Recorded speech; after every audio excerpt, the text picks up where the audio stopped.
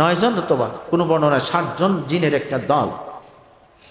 ওই সময় বিশ্বনবী সাল্লাল্লাহু আলাইহি ওয়াসাল্লাম তায়েফ থেকে ফেরত আসে, ওয়াকাজ বাজারে দিনের দাওয়াত দেওয়ার জন্য রওনা দিয়েছেন। রাস্তায় একটা স্থান নাখলা নামক জায়গায় আমার নবীজি তখন ফজরের নামাজ পড়তেছেন, কোরআন শরীফ তিলাওয়াত করতেছেন।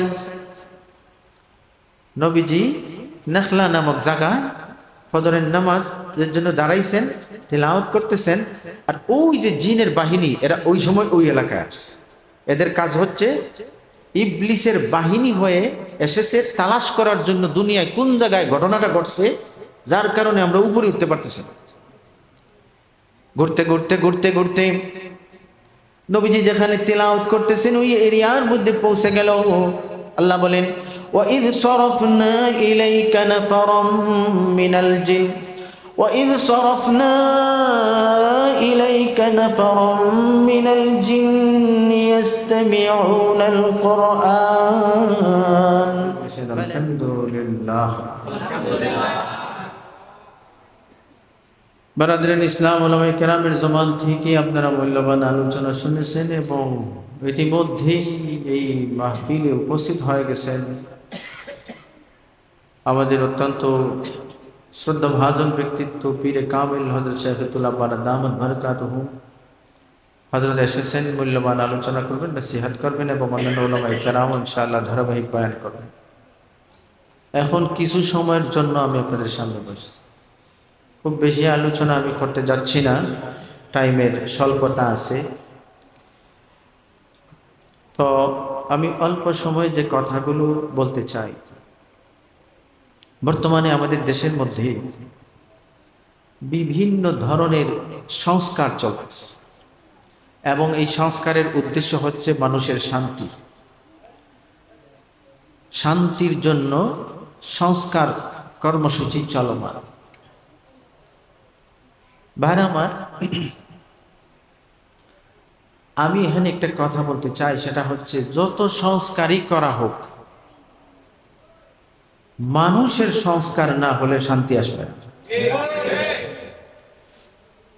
রাস্তাঘাটের সংস্কার বলেন, অবকাঠামোর সংস্কার বলেন, স্থাপনার সংস্কার বলেন, সিস্টেমের সংস্কার বলেন, ফর্মুলার সংস্কার বলেন, সংবিধানের সংস্কার বলেন, রাজনৈতিক সংস্কার বলেন, হাজারো সংস্কার করেন, কিন্তু মানুষ যে ভিতরে এই জনগণের সংস্কার যদি না হয়, এদের ভিতর যদি ঠিক না হয়, তাহলে কাজীর গুরু কিতাবে থাকবে, গোয়ালায় পাওয়া যাবে না। আমি একটা উদাহরণ দিই। একজন মানুষ একটা বাড়ি সংস্কার করেছে,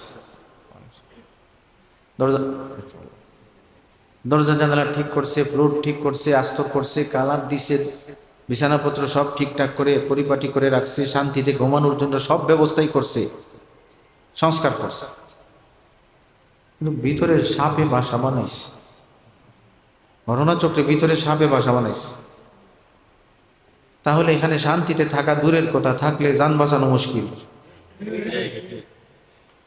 সংস্কার তো কম করা হয় নাই, কিন্তু ভিতরে তো সাপ বসে গেছে। ঠিক এইভাবেই দেশের সর্বস্তরে সংস্কার করা হলো, কিন্তু মানুষকে ঠিক করার ব্যবস্থা নেওয়া হলো না। তাহলে এই দেশে কিয়ামত পর্যন্ত শান্তির আশা পূর্ণ হবে না। এখন মানুষ ঠিক করা, মানুষের ভিতর ঠিক করা, আত্মাকে ঠিক করা, মানুষকে মানুষ বানানো, এই মেরামতিটা কিভাবে হবে? মানুষ ঠিক করা, এটা কি কেমন কথা? এটা কিভাবে হবে? আমি একটা উদাহরণ দিই। আপনারা বিভিন্ন ইলেকট্রনিক্স দোকান থেকে ইলেকট্রিকের বিভিন্ন মাল কিনে আনেন, তো আপনাদেরকে অনেকেই ওয়ারেন্টি দেয়। ওয়ারেন্টির মানে কি? ওয়ারেন্টির মানে হলো, আপনি আমার কোম্পানির জিনিস কিনতেছেন, এটা যদি নষ্ট হয়, মেরামতির দরকার হয়, ঠিক করা লাগে, তাহলে আমাদের কাছে নিয়ে আসবেন, আমরা ঠিক করব। এখন এটা কোনো কারণে কোনো সমস্যা হয়ে গেছে, আপনি তাদের কাছে না গিয়ে আরেকজনের কাছে গেছেন ঠিক করার জন্য, বাজারের একদম মেকারের কাছে। সে কাজ করছে, ঠিক না হয়ে এটা আরো সমস্যা হয়। এরপরে আপনি কোম্পানির কাছে আসছেন, এসে বলতেছেন এটা তো আপনাদের কাছ থেকে, আপনাদের জিনিস, এটা তো নষ্ট হলে আপনারা ঠিক করার দায়িত্ব, কিন্তু আমি গেছিলাম আরেক মেকারের কাছে, এখন সে ঠিক করতে পারে নাই, আরেক সমস্যা হচ্ছে। তখন কোম্পানির লোকেরা কি বলবে? কোম্পানির লোকেরা তো এই কথাই বলবে যে এটা আমাদের প্রোডাক্ট,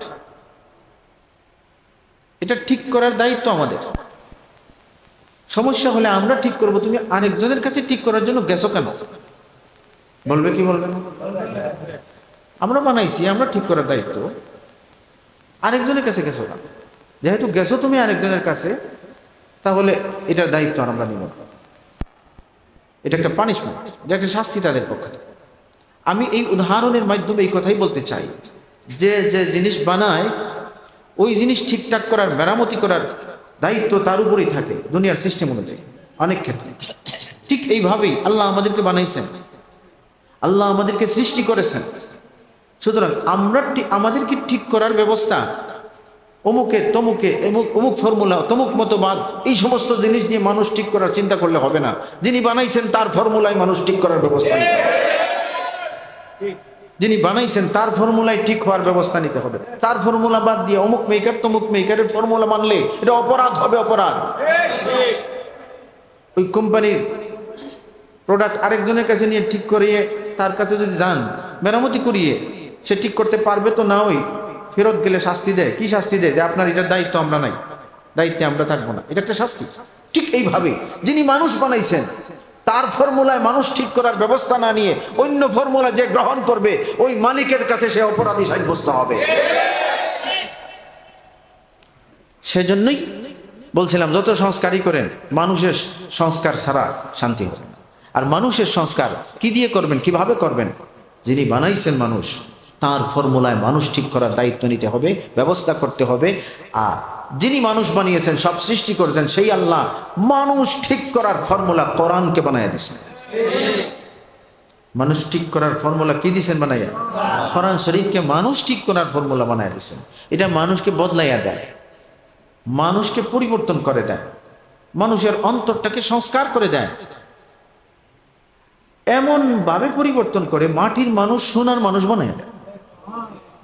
এই কোরআন এমন ভাবে মানুষকে বদলাইয়া দেয়, মাটির মানুষকে নূরের তৈরি ফেরেশতার চেয়েও দামি বানাইয়া দেয়। এই কোরআনের মধ্যে এমন আকর্ষণ তৈরি করেছেন যে মানুষ কোরআনে কারীমের তিলাওয়াত করলে ফেরেশতারাও ওই আকর্ষণে মানুষের কাছে চলে আসে। ভাইরা আমার, রব্বুল আলামিন এই কোরআনের মধ্যেই পাওয়ার দিয়েছেন, এটা ভিতরের মধ্যে পরিবর্তন ঘটায়া দেয়। আমি সূরা জিনের 2টা আয়াত তেলাওয়াত করেছি, লম্বা বিষয়, আমি সেদিকে যাচ্ছি না, সংক্ষেপে বলি।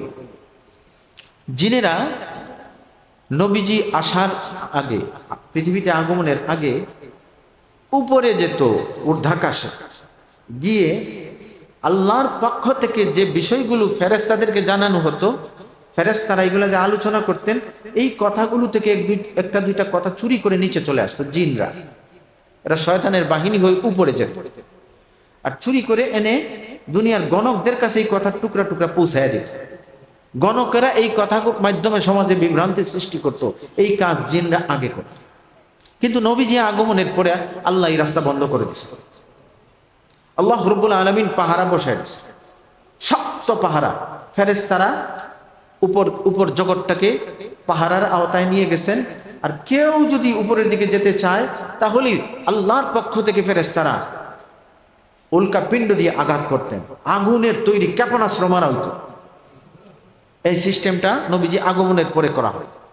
এখন জিনেরা চিন্তা করলো, আরে আগে উপরে যেতাম, এখন পারি না কেন? ঘটনা কি? মনে হয় পৃথিবীর মধ্যে কোনো ঘটনা ঘটছে, এর কারণেই আমাদের রাস্তা বন্ধ হয়েছে। এখন পৃথিবীতে কি ঘটলো এটা খোঁজ নেওয়ার জন্য তারা দলে দলে বিভিন্ন গ্রুপ হয়, দুনিয়ার বিভিন্ন দিকে তারা ছড়িয়ে পড়ল যে কোন ঘটনার কারণে আমাদের উপরের জগতের কথা শোনার রাস্তা বন্ধ হলো, এটা খুঁজে বের করতে হবে। ভাইরা আমার, এই খোঁজ নেওয়ার জন্য জিনদের একটা দল ইয়ামন থেকে মক্কা শরীফের দিকে আসলো, আরবের দিকে আসলো, নাসিবাইন এরিয়া থেকে 9 জন অথবা কোনো বর্ণনা 7 জন জিনের একটা দল। ওই সময় বিশ্বনবী সাল্লাল্লাহু আলাইহি ওয়াসাল্লাম তায়েফ থেকে ফেরত আসে। ওয়াকাজ বাজারে দিনের দাওয়াত দেওয়ার জন্য রওনা দিয়েছেন। রাস্তায় একটা স্থান নাখলা নামক জায়গায় আমার নবীজি তখন ফজরের নামাজ পড়তেছেন, কোরআন শরীফ তিলাওয়াত করতেছেন। নবীজি নাখলা নামক জায়গায় ফজরের নামাজের জন্য দাঁড়াইছেন, তিলাওয়াত করতেছেন। আর ওই যে জিনের বাহিনী এরা ওই সময় ওই এলাকায় আসছে। এদের কাজ হচ্ছে ইবলিসের বাহিনী হয়ে এসেছে তালাশ করার জন্য দুনিয়ায় কোন জায়গায় ঘটনাটা ঘটছে, যার কারণে আমরা উপরে উঠতে পারতেছি। ঘুরতে ঘুরতে ঘুরতে ঘুরতে নবীজি যেখানে তিলাওয়াত করতেছেন ওই এরিয়ার মধ্যে পৌঁছে গেল। আল্লাহ বলেন, وَإِذْ صَرَفْنَا إِلَيْكَ نَفَرًا مِنَ الْجِنِّ وَإِذْ صَرَفْنَا إِلَيْكَ نَفَرًا مِنَ الْجِنِّ يَسْتَمِعُونَ الْقُرْآنَ فَلَمَّا حَضَرُوهُ قَالُوا أَنصِتُوا। ভাইরা আমার, রব্বুল আলামিন জিনদেরকে নবীজির দিকে পাঠিয়ে দিলেন।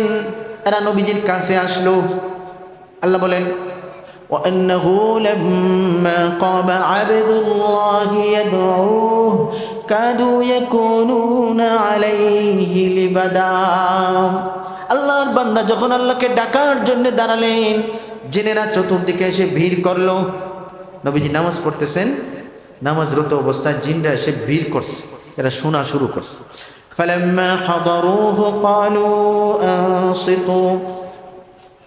রব্বুল আলামিন ফরমান, জিনেরা নবীজির কাছে যখন আসলো, কোরআন পাঠের স্থানের কাছে আসলো, তখন তারা একজন আরেকজনকে বলল, চুপ থাকো, কেউ কথা বলবো না, এই শোনো উনি কি পড়তেছেন। তারাই বলতেছে, আনসিতু, নীরব হয়ে যাও। এই দেখো ওই যে লোক, উনি দাঁড়িয়ে কি পড়তেছেন ওটা শোনো, আজীব ব্যাপার, এমন এমন কথা তো জিন্দগিতে শুনি নাই, উনি কি পড়েন এগুলা। এই কথা বলে তারা নীরব হয়ে নবীজির চতুর্দিকে কোরআন শরীফের তেলাওয়াত শোনা শুরু করে। বলেন, তেলাওয়াত শোনার পরে তারা কি বলল, এই তাদের কথাটাই রব্বুল আলামিন ওহীর মাধ্যমে নবীজিকে জানিয়েছেন। আর ওই কথার মাধ্যমে সূরা জিন শুরু হয়। আল্লাহ বলেন, قل أوحي إلي أنه استمع نفر من الجن فقالوا إنا سمعنا قرآنا عجبا। নবী আপনি বলেন, আমাকে ওহীর মাধ্যমে জানানো হয়েছে যে জিনেরা কোরআনে কারীম যখন তিলাওয়াত শুনলো, তখন তারা বলল, ইন্না সামি'না কুরআনান আজাবা, আমরা এক আশ্চর্যজনক কোরআন শুনেছি। আমরা উনি যা পড়েছেন, যা শুনেছি, এটা সাধারণ নয়, এটা বড় আজীব এক তিলাওয়াত, আজীব এক কিতাব শুনেছি। আর এরপরে তাদের মধ্যে এমন একটা পরিবর্তন হয়ে গেছে, আল্লাহ পরের আয়াতে তাদের পরিবর্তনের কথা বলেন, ইহদি ইলার রুশদি ফাআমান্না বিহি ওয়ালান নুশরিকা বিরাব্বিনা আহাদা। জিনেরা বলল, এই কোরআন মানুষকে সৎ পথ দেখায়, ফলে আমরা তাতে ঈমান আনলাম, আমরা আমাদের রবের সাথে আর শরীক করব না। এসেছিল শয়তানের বাহিনী হয়ে, কোরআনে কারীমের তিলাওয়াত শুনে জিনেরা সবাই মুসলমান হয়ে গেল। চিন্তা করে, আগুনের তৈরি জিনের দিলটাও কোরআন বদলাইয়া দিচ্ছে। বলেন সুবহানাল্লাহ। আগুনের তৈরি জিন এসেছিল শয়তানের বাহিনী হয়ে, খবর নেওয়ার জন্য কোথায় ঘটনা করছে, কিন্তু শয়তানের বাহিনী হয়ে আসলো আর মুসলমান হয়ে ফেরত গেল। فلما قضي ولوا إلى قومهم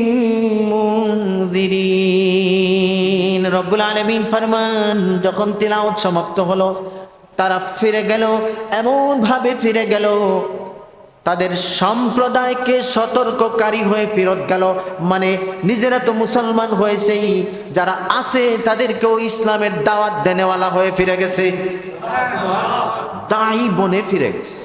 তো যাই হোক ভাইরা আমার, কথা বললে অনেক কথা, সংক্ষেপে আমি বোঝাতে চেয়েছি, কোরআন একটা পাওয়ার আছে, এটা বদলাইয়া দেয়, ভিতর বদলাইয়া দেয়, মানুষকে তো বদলাইয়া দেয়, জিনটাও বদলাইয়া দেয়, জিনের অন্তর পরিবর্তন করে দেয় কোরআন। কোরআন শরীফই সেটার প্রমাণ। বলেন সুবহানাল্লাহ। নূরের তৈরি ফেরেশতা তাদের অন্তরের মধ্যেও কোরআন কারীম আকর্ষণ তৈরি করে ফেলে। বুখারী শরীফের কয়েক জায়গায় একটা রিওয়ায়াত এসেছে, হযরত উসাইদ ইবনে হুদাইর রাদিয়াল্লাহু তাআলা আনহু নামে এক বিখ্যাত সাহাবী, তিনি তেলাওয়াত করতেছেন। عن سيد بن حضير رضي الله تعالى عنه قال بينما هو يقرأ من الليل سورة البقرة وفرسه مربوطة عنده إذ جالت الفرس। হযরত সাইদ ইবনে হুদাইর রাদিয়াল্লাহু তাআলা আনহু ফরমান, তিনি একদিন রাতের বেলা সূরা বাকারা তিলাওয়াত করতেছেন। কোন রিওয়ায়াতে সূরা কাহফের কথা এসেছে, উনি কোরআন শরীফ পড়তেছেন। নবীজির এই সাহাবী ও ফারাসুহু মারবুতাতুন ইনদা, ওনার ঘোড়াটা ওনার কাছে বাঁধা, বেঁধে রাখা হয়েছে, আর ওনার ছেলেও কাছে, ছোট্ট বাচ্চা, নাম ইয়াহইয়া। ওয়া কানা ইবনুহু ইয়াহইয়া করিবাম মিনহা, ওনার ছেলে ইয়াহইয়া সে ঘুমিয়ে আছে।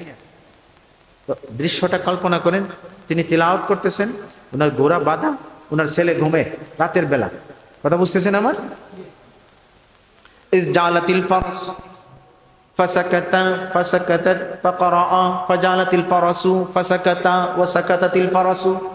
হাদিসের যে কথাগুলো এসেছে তার মর্ম হচ্ছে, হঠাৎ ঘোড়াটা লাফানো শুরু করছে, মনে হয় দড়ি ছিঁড়ে ফেলছে। তো উনি নীরব হলে ঘোড়া নীরব হয়ে যায়, উনি পড়লে ঘোড়া আবার লাফায়, মানে কোরআন শরীফ পড়লেই ঘোড়া লাফায়। উনি চুপ হলে ঘোড়া নীরব, পড়লে ঘোড়া লাফায়। উনি ভয় পাইছেন, ফানসরাফা, ভয় পেয়ে গেছেন। কেন? বাচ্চা তো ছোট, কাছে ঘুমে, যেভাবে লাফ দেয় যদি দড়ি ছিঁড়ে বাচ্চার উপর পড়ে যায়, এই ভয়ে উনি তিলাওয়াত বন্ধ করছেন। ভাইরা আমার, উনি উপরের দিকে তাকালেন, ফারাফাতু রাসি ইলাস সামা ফাইযা মিসলু যুল্লাতি ফিহা আমসালুল মাসাবিহ। তিনি উপরের দিকে তাকালেন, ঘটনা কি? আমি তিলাওয়াত করলে ঘোড়া লাফায়, তিলাওয়াত বন্ধ করলে ঘোড়া নীরব হয়ে যায়। তিনি উপরের দিকে তাকালেন, তাকিয়ে দেখেন উনি তিলাওয়াত করলেই মেঘের মতো কি যেন নিচের দিকে নামে, ওই মেঘের সাজের ভিতরে লাইটের মতো কি ঝলঝল করে। তিলাওয়াত করলে এটা নামে, মেঘের চাকার মতো কি নামে, আর ভিতরে আবার লাইটও জ্বলে, জলমল করে। এমন জিনিস তো আর কখনো দেখেন নাই। মেঘের চাকার মতো কি নামে, ভিতরে লাইট জ্বলে, আর এটা দেখলেই ঘোরা লাফ দেয়। আবার তিলাওয়াত বন্ধ করলে এটা থেমে যায়, এই জিনিসটা তিনি বের হয়ে দেখলেন। فلما أصبح حدث النبي صلى الله عليه وسلم فقال اقرأ يا ابن حضير اقرأ يا ابن حضير قال فأشفقت يا رسول الله أن تطأ يحيى وكان منها قريبا। সকাল বেলা তিনি নবীজির দরবারে গেলেন, গিয়ে বললেন, আল্লাহর হাবিব, গত রাত্রে এমন একটা ঘটনা ঘটছে। আমি তিলাওয়াত করছিলাম, ঘোড়া দিকে লাফ শুরু করছে, আমি চাই দেখলাম, আমি তিলাওয়াত করলি মেঘের মতো কি নামে, ভিতরে লাইটও জ্বলে, আর তিলাওয়াত বন্ধ করলে থেমে যায়। সেজন্য আমি ভয়ে তিলাওয়াত বন্ধ করছি। নবীজি বললেন, পড়ো হুজাইরের ছেলে, পড়ো পড়ো হুজাইরের ছেলে, মানে তুমি যদি তিলাওয়াত বন্ধ না করে পড়তা এটা ভালো ছিল।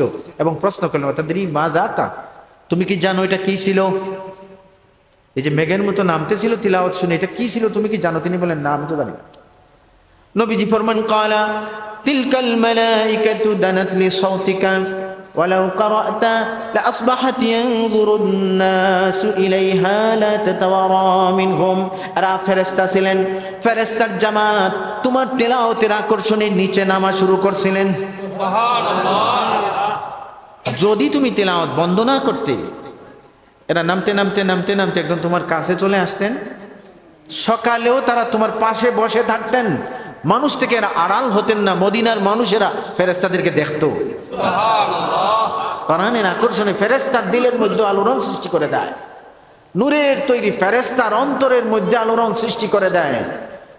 আগুনের তৈরি জিনের দিল বদলাইয়া দেয় কোরআন। তাহলে মাটির তৈরি মানুষের দিল কেন ঠিক করতে পারবে না? মানুষের দিলে তো এত দ্রুত এফেক্ট করে যে ওমর রাদিয়াল্লাহু তাআলা আনহু নবীজিকে শহীদ করার জন্য তলোয়ার নিয়ে রওনা দিয়েছেন।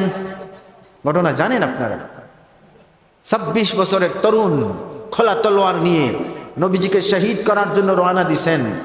বোনের ঘরে গেছেন, খবর পাইছেন বোনরা মুসলমান হয়ে গেছে, গেছেন দরজায় দাঁড়িয়েছেন, নক করার সময় সূরা তাহা তিলাওয়াতের আওয়াজ শুনেছিলেন, ভিতরে গিয়ে মায়ের পিঠ করতে করতে এরপরে এক সময় জিজ্ঞাসা করছেন, আমি দাঁড়ানো যখন ঘরের সামনে দাঁড়িয়েছিলাম তোমরা কি পড়ছিলা?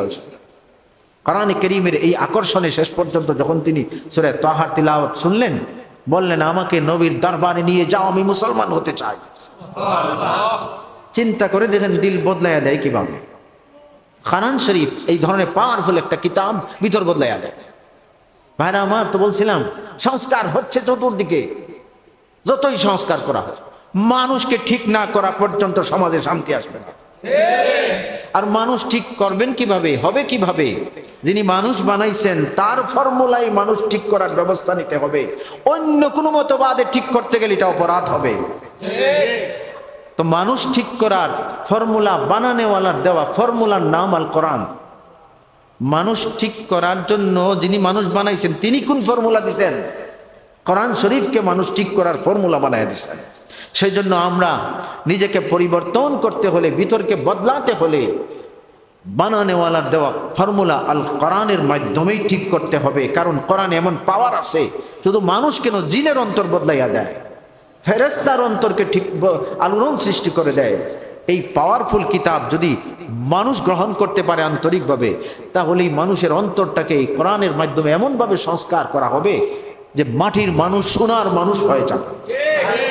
মাটির তৈরি মানুষ নূরের তৈরি ফেরেশতার চেয়ে দামি হয়ে যাবে। ভাইরা আমার, সেজন্যই আমরা কোরআনের মাধ্যমে নিজেও ঠিক হতে হবে, সমাজকেও ঠিক করতে হবে। এই ফর্মুলা আমরা গ্রহণ করতে হবে। আর এটা গ্রহণ করতে হলেই কোরআনের শিক্ষার জন্য আমরা জায়গায় জায়গায় ব্যবস্থা নিতে হবে। যেখানে শিক্ষা কেন্দ্রগুলো আছে, এই শিক্ষা কেন্দ্রগুলোকে মূল্যায়ন করতে হবে, কোরআনের শিক্ষার সাথে আমরা সম্পর্ক করতে হবে। আর সেজন্যই আমরা এই যে মাদ্রাসাগুলো পেয়েছি এটাকে গনিমত মনে করতে হবে। কারণ এই কোরআনের শিক্ষা কেন্দ্রের মাধ্যমেই কোরআনের ফর্মুলায় মানুষ ঠিক হওয়ার ব্যবস্থা হবে, ঠিক কিনা? যদি শিক্ষা কেন্দ্র না থাকে তাহলে কোরআনের মাধ্যমে মানুষ ঠিক হওয়ার ফর্মুলাও চালু হবে। সেই জন্য এই মাদ্রাসাগুলো আমাদেরকে অনেক বড় গুরুত্বপূর্ণ একটা ব্যবস্থা করে দিচ্ছে যে কোরআন শিক্ষার আলোয় আমরা আলোকিত হব, আমাদের ভিতর ঠিক করব, কোরআনের মাধ্যমে সমাজ ঠিক করারও ব্যবস্থা নেব। রাজি আছি না ইনশাআল্লাহ? যাই হোক, আমার আসলে সময়ে খুব স্বল্পতা, সময় নেই হাতে। আমি বলেছিলাম সর্বোচ্চ 9টা পর্যন্ত আমি থাকতে পারি, সেই জন্যই আমার কথা আমাকে শেষ করতে হচ্ছে। তা আমি এটাই অনুরোধ করব, আপনারা এই প্রতিষ্ঠানে বাচ্চাদেরকে দিবেন, কোরআনের এই মার্কাজকে মহব্বত করবেন, এটা সুন্দরভাবে চলার জন্য পরামর্শ দিবেন এবং এই প্রতিষ্ঠানটা দিন দিন যাতে আরো উন্নতি করে সেজন্য জানে মালে সহযোগিতা করবেন। রাজি আছেন না ইনশাআল্লাহ? আল্লাহ তৌফিক দান করুন। আমি তবে রাদিরান ইসলাম শুনেন, একটা মাহফিল করতে অনেক ঝামেলা, অনেক পরেশানি করছে।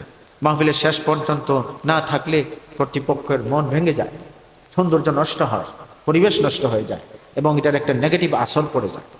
সেই জন্য আমি আপনাদেরকে অনুরোধ করবো, মাহফিল তো সারা বছর হচ্ছে না, বছরে একদিন হয় এই ধরনের। সেই জন্য মেহরবানি করে যারাই এসেছেন আপনারা দয়া করে পরিবেশ নষ্ট না, মাহফিলের মধ্যে আপনারা শেষ পর্যন্ত থাকার নিয়ত রাখেন, চেষ্টা করবেন। বিশেষ করে ইতিমধ্যে আমাদের সামনে পীরে কামেল হযরত শাইখুতুল্লাহ পারা দামাত বারাকাতুহু তাশরীফ এনেছেন। এই সমস্ত মানুষকে দেখলেও সগীরা গুনাহ মাফ হবে। এই সমস্ত বুজুর্গদের চেহারা দেখেন, বসে বসে বসে চেহারা দেখেন আপনার, হ্যাঁ, এই দেখার মাধ্যমে আল্লাহ রাব্বুল আলামিন আপনার মাকামকে বাড়ায় দিবেন, মর্যাদা বৃদ্ধি করে দিবেন, তাদের সাথী হয়ে জান্নাতে যাওয়ার ব্যবস্থা করে দিবেন।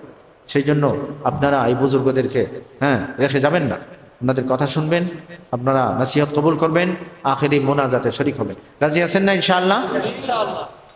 আল্লাহ তাআলা তৌফিক দান করুন, আমিন।